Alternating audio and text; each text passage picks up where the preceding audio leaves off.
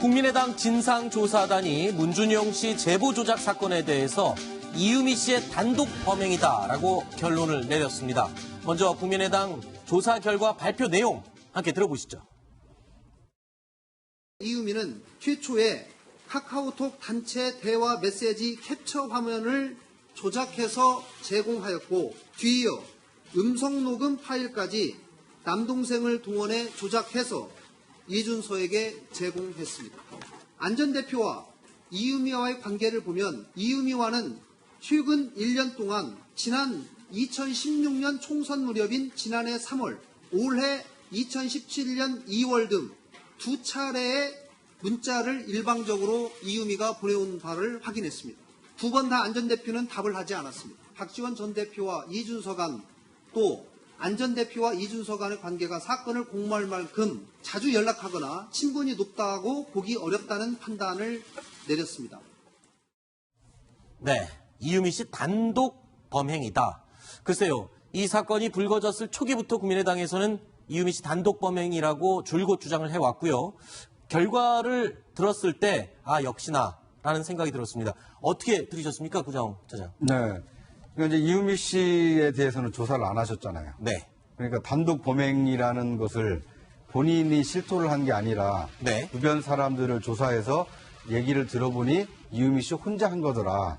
이렇게 결론을 내렸기 때문에 네. 어떻게 보면 이제 약간 안고 없는 찐빵처럼 네. 정말 가장 핵심적인 단독 범행이라는 것을 자백했다라면 만약에 이유미 씨가 이 진상 조사 과정에서 내가 한 게 맞다. 다른 사람들은 잘 몰랐다. 이런 진술이 나와서 단독 범행이라면 확실하게 그걸 믿을 수 있지만 그 단독 범행이라는 사람의 진술 없이 증언 없이 주변 사람들만의 조사로 결론을 내렸기 때문에 약간의 아직까지도 좀 의구심은 좀 남아있다 이렇게 볼 수 있을 것 같습니다. 그러니까요. 정작 장본인의 이야기나 조사는 빠져 있고 주변 사람들의 진술을 가지고 결론을 내렸다. 좀 섣부른 게 아니냐라는 지적이 나올 수밖에 없을 것 같거든요. 예, 국민의당에서는 어쨌든 한계가 있을 수밖에 없는데 그럼에도 불구하고 그때 당시에 폭로했을 당시의 정황을 보면은 네. 단독이라고 좀 보기 어려운 거 아닐까 이런 생각을 해봅니다. 왜냐하면 5월 5일 날 폭로가 됐습니다. 근데 제보는 바로 이준서 전 최고위원 같은 경우 5월 4일 날 그걸 받았다고 그랬습니다. 네. 5월 5일 날 했는데 그 다음 이틀 뒤에 이 직접 음성 프로그램에 있다고 하는 그 문상호라고 하는 사람, 그 사람이 블로그에다 글을 올렸습니다. 여기 보면은 6명뿐이 없는데 파슨스에 다닌 전체 동문이 6명뿐이 없는데 네. 한국에 있고 뭐 여러 가지 정황을 봐서는 나뿐이 없는 것 같다. 근데 나는 한 번도 그 사람들하고 통화한 적도 없다. 네. 이렇게 얘기를 했습니다. 그러니까 5월 7일에는 이틀 뒤에는 당연히 이게 문제가 있다 하는 걸 알았을 수밖에 없는 것이죠.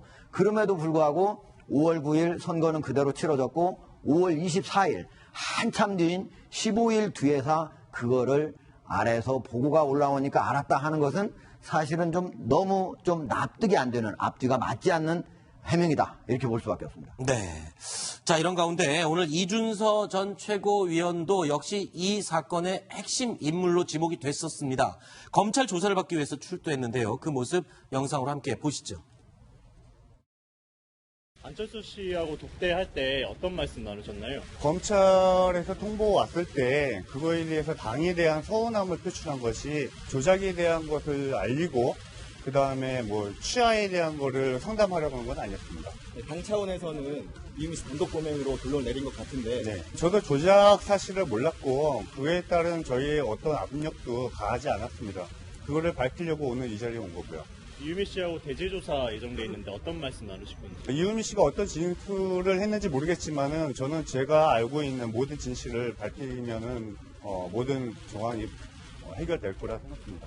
마지막으로 하시고 싶은 말씀 아무거나. 네, 말씀드렸지만은 저는 이유미 씨한테 어떠한 조작 지시도 한 적도 없고 압력도 가한 적이 없습니다. 여러분께서 알고 계시는 윗선에서 지시했다는 사항이 있는데 그 부분도 전혀 사실과 다릅니다.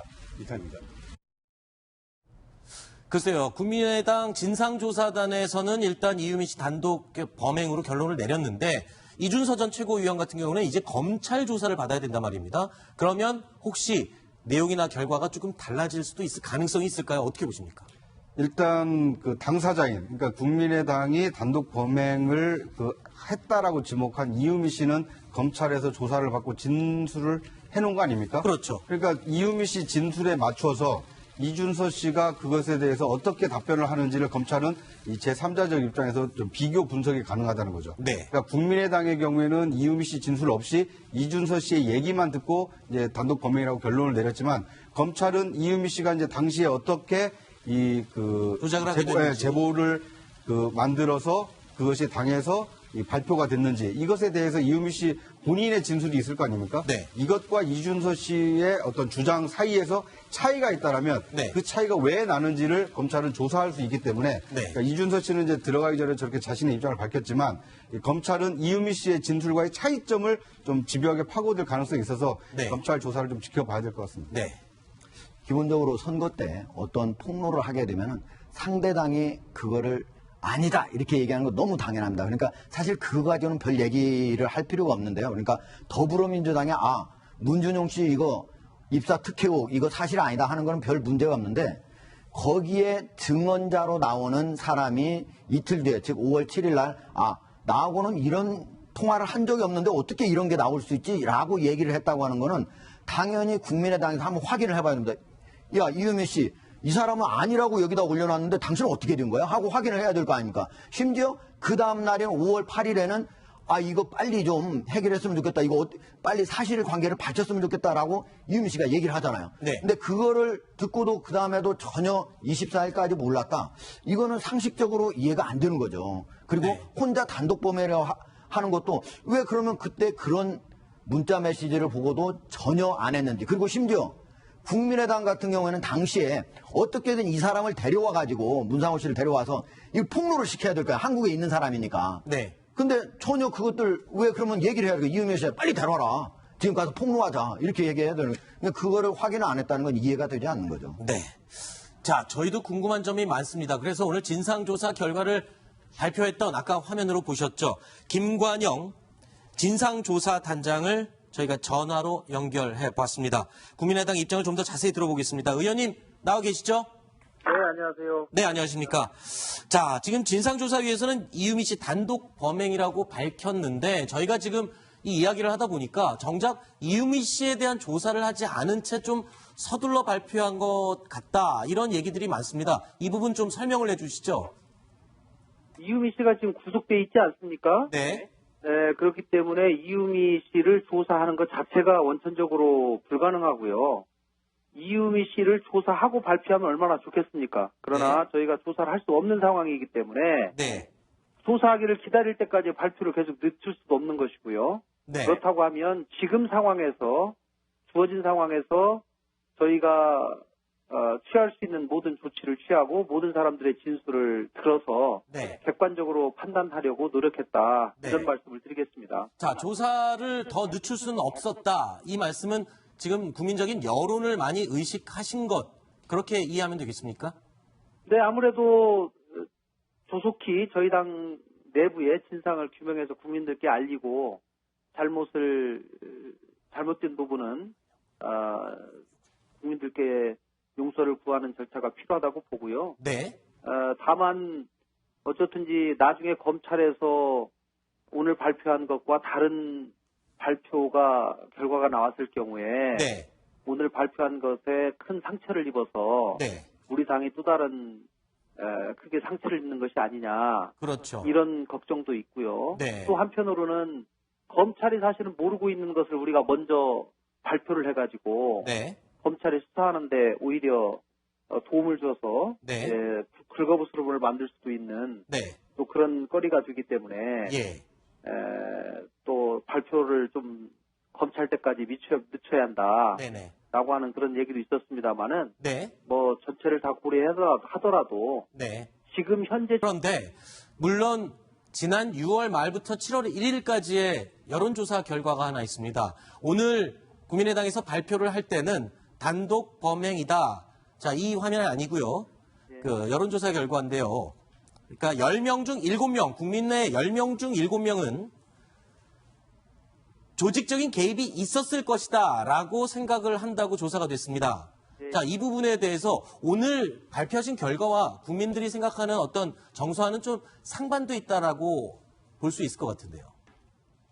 네, 국민들이 저는 진상을 일단 제대로 이해하지 못하고 감정적으로 판단을 하고 있는 부분이 있다고 보고요. 네. 이제 이렇게 판단하게 된 가장 큰 이유는 이유미 씨가 검찰에 들어가기 전에 직전에 기자들에게 보낸 문자 메시지 있지 않습니까? 네. 거기 보면은 당에서 기획해서 지시해놓고 꼬리 자르게 하려고 하고 있어요. 네. 당에서는 몰랐다고 해당자들 출당 조치시킨답니다. 이 문자 때문에 아마 많은 국민들께서 국민의당이 조직적으로 개입한 것이 아니냐 네. 이런 생각을 하고 있는 것 같습니다. 그렇죠.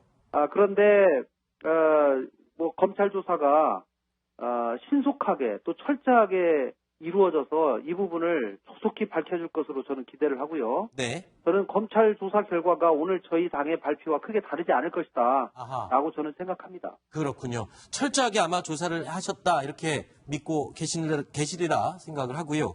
자, 그런데 어젯밤에 50분 동안 안철수 전 대표를 조사를 하셨지 않습니까? 네네. 네. 구체적으로 어떤 내용이 언론에 나온 내용이 어느 정도 알려져 있습니다만 어떤 내용을 집중적으로 물었습니까? 네, 저희가 이준서 전 최고위원, 네. 또 이유미 씨, 이 두 분이 사건의 당사자이기 때문에 네. 그 두 분을 알게 된 계기, 그 다음에 그동안에 그 두 명과 얼마의 이 문자나 전화를 주고받았는지 등등을 조사를 했고요. 네. 또 5월 5일 발표 전후에 이 부분에 관해서 보고를 받은 바가 있는지, 또 6월 24일 날 이준서 씨가 안철수 대표를 만났을 때 네. 어떤 얘기를 했는지. 어떤 얘기를 한 걸로 나왔습니까? 그 자리에서 이준서 씨는 두 명의 이준서 씨, 제가 안철수 대표를 만나러 가기 전에 이준서 씨에게 먼저 조사를 했지요. 네. 그래서 안 대표를 만나서 어떤 얘기를 했냐라고 하는 진술을 저희는 이미 확보를 하고 있었고, 네. 그 이후에 안 대표를 조사를 했는데 나중에 보니까 그 두 명의 진술이 다 일치를 합니다. 그렇기 네. 때문에 저희는 그 진술이 맞다고 보고요, 상황이. 네. 이준서 씨는 이유미의 부탁으로 당시에 또 본인이 사리사욕을 위해서 한 것이 아니고 당을 위해서 선거하는 과정에서 고소고발을 당해서 자기 생애 처음으로 검찰에 조사를 받으러 가는 상황에서 네. 당에 상당한 서운함이 있었다. 네, 알겠습니다. 그리고 그 서운함을 예. 안철수 대표에게 얘기하고 당의 도움을 받을 방법에 대해서 의논을 하러 갔다. 이렇게 얘기를 했습니다. 네. 잠시만요. 여기 구자홍 차장이 의원님께 궁금한 게 있다고 하는데요. 하나 물어보도록 하겠습니다. 네, 네. 주간동화 구자홍 기자인데요. 예. 안철수 대표께 이준서 최고위원과의 관계 여쭤보셨다고 했잖아요. 네네. 어떻게 보면 이제 영입을 해서 최고위원까지 앉혔는데 네. 어떤 인연이 있다라고 말씀을 하시던가요? 영입해서 최고위원 시킨 것은 맞고요. 네. 다만 영입하기 전부터 알았던 것은 아니고 다른 분의 추천으로 이준서 벤처기업가를 좀 소개시켜달라고 하는 당의 요구에 따라서 어떤 분의 추천으로 이준서 씨와 청년 벤처기업가 2명을 소개를 받았다. 작년 총선 직전에. 그래서 그때 처음 알았고 그 뒤에 청년 최고위원을 역임하면서 같이 당 생활을 하게 되었다. 네. 그러나 이준서 씨가 그동안 안 대표와 주고받은 문자 메시지를 저희가 다 확인을 하고 열람을 했습니다. 네. 그런데 그렇게 많은 문자가 오고 갔지 않은 것으로 봐서 평소에 사적으로 서로 연락하거나 이런 사이는 아니라는 생각을 하게 된 것이죠. 단장님, 그러면 안철수 대표에게 이준서 최고위원을 추천한 사람은 누굽니까? 김진화 비트코인 대표라고 그렇게 진술했습니다. 그 얘기는 네. 안철수 대표는 진술하지 않았고 이준서 대표가 저희한테 진술을 했는데요. 그분이 과거에 김진화 씨가 회사를 경영하면서 사장을 할 때 그 밑에서 같은 회사에서 디자인 팀장을 했답니다. 이준서 씨가. 그래서 김진화 씨가 2012년에 안심 캠프에서 이미 일하면서 안 전 대표와 관계를 맺고 있었고 그런 인연으로 아마 김진화 씨가 추천을 한 것 같습니다. 김진화 씨는 대선 때 공동 선대위원장을 지내셨죠? 네, 그렇습니다. 네, 그러면 김진화 공동 선대위원장도 조사를 하셨나요? 아니요, 그분은 굳이 조사할 이유는 없었죠. 네, 그러니까 이유미 씨하고 직접 관계는 없다고 보신 거죠? 네, 그렇습니다. 네. 자, 그리고요. 그러니까 조사 결과 안철수 전 대표는 이 조작된 조사 결과가 발표되기 전에 5월 5일 전후에서도 전혀 보고받거나 아는 바가 없었고 또 이 문제가 언론을 통해 불거지기 시작한 지난 24일 전후에도 전혀 보고받은 적이 없었다. 일단 이유미 씨가 보낸 문자는 보긴 봤지만 내용을 열어보지 않았다. 이렇게 얘기를 했는데 네. 의원님 네.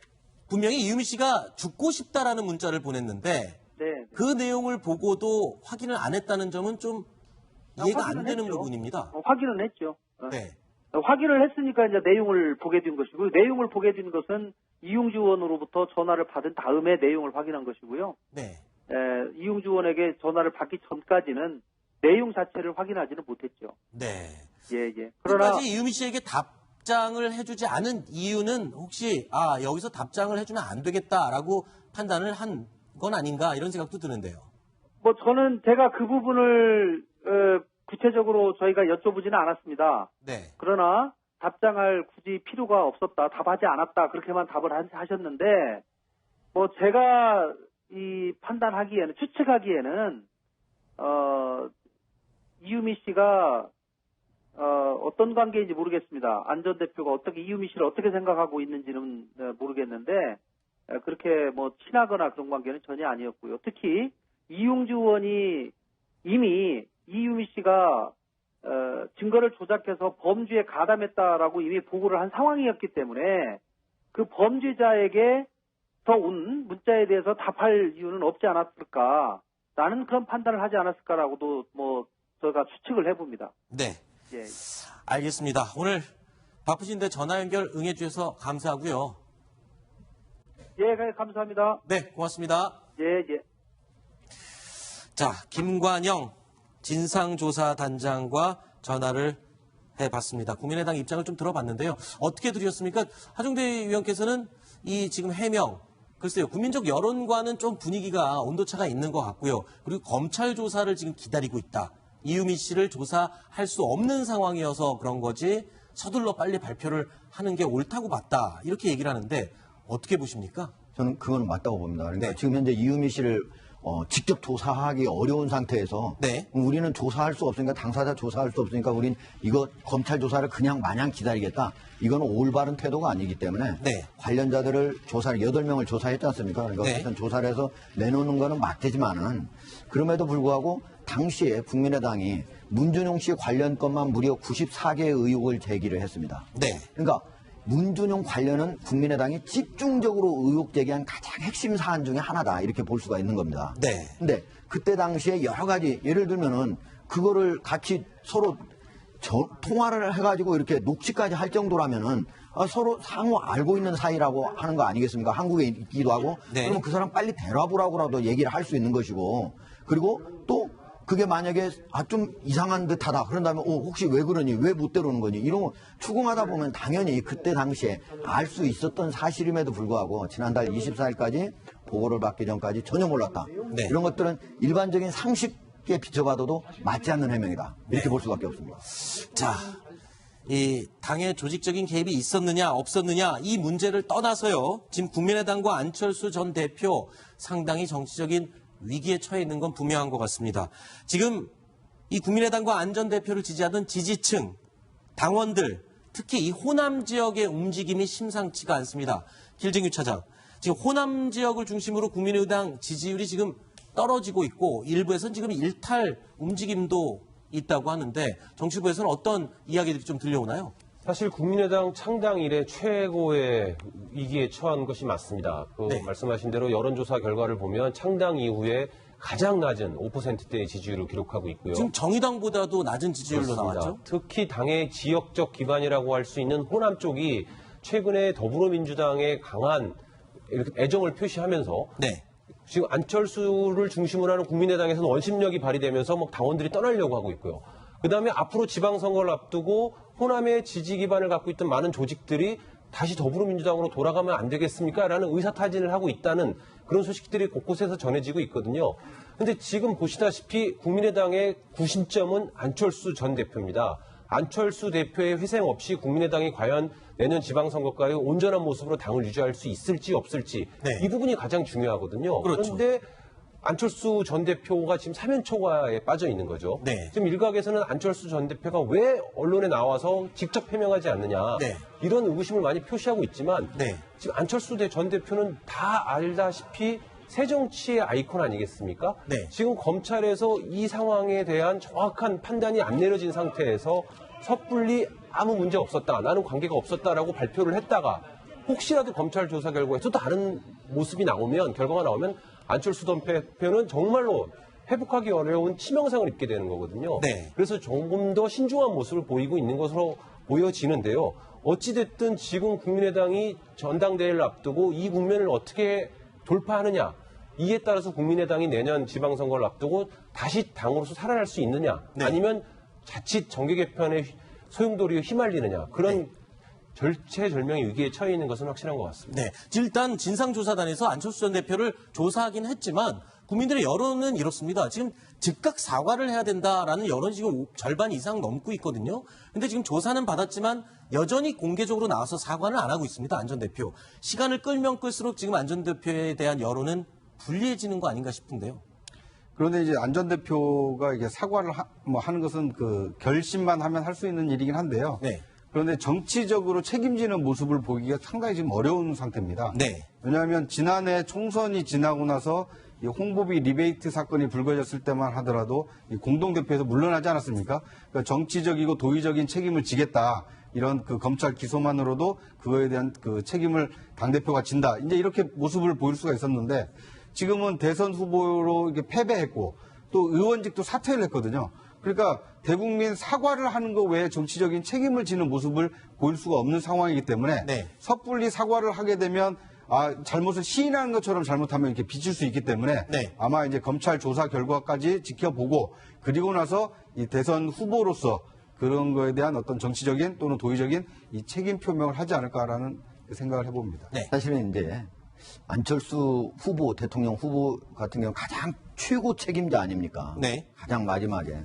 근데 지금 현재 이유미 씨 같은 경우는 자기 가장 일선에 있는 사람이 나 혼자 한 거다 이렇게 얘기를 하고 있는 거 아니겠습니까? 네. 검찰에서 어떻게 진술을 했는지는 모르겠지만 그러니까 거기에 이준서 전 최고위원도 있고 그다음에 공명선거 추진단에 있는 거기 있는 부단장, 수석 부단장, 단장 올라갈 자리가 한참 많이 있습니다. 네. 그러니까 거기까지 지금 되지 않은 상태에서 안철수 대표가 섣불리 만약에 사과를 한다 하더라도 사과의 수위를 어떻게 해야 될지 네. 뭐 여러 가지 고민이 많을 겁니다.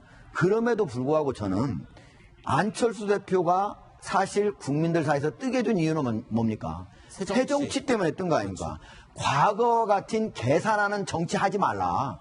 잘못했을 때는 솔직하게 바로 얘기를 하고 용서를 구해라. 그것이 대한민국 정치를 한 단계 더 발전시키는 길이다. 이렇게 얘기한 건데 지금 국민의당에서 하는 거는 어떻게 보면은 저 단독 범행이라고 하는 거는요. 국민의당 안에서 모두가 바라고 있는 일이에요. 그죠? 그렇죠. 기대를 하고 있는 일이에요. 어떤 해명을 한 겁니다. 네. 수사하듯 수사를 해도 잘 안 될 거를 해명하듯 해명만 받아가지고 이렇다고 하더라 한 거를 가지고 결론은 어떻게 되됩니까? 이 결론은 맞지 않을 가능성이 높기 때문에 지금 당사자들 주장은 이렇게 하는데 기다려보겠다. 이렇게 하는 게 오히려 맞을 겁니다. 네. 이제 그 현실적인 문제가 또 있습니다. 네. 아까 김관영 단장이 얘기했지만 긁어부스럼이 될까 우려하고 있다라는 말을 하지 않았습니까? 지금 국민의당이 가장 우려하고 있는 시나리오는 단독 범행이라고 밝혀졌을지라도 혹시라도 검찰이 확인을 해야 되겠다 하면서 안철수 전 대표를 검찰로 소환하는 것 아니냐. 이에 대한 두려움이 아주 큽니다.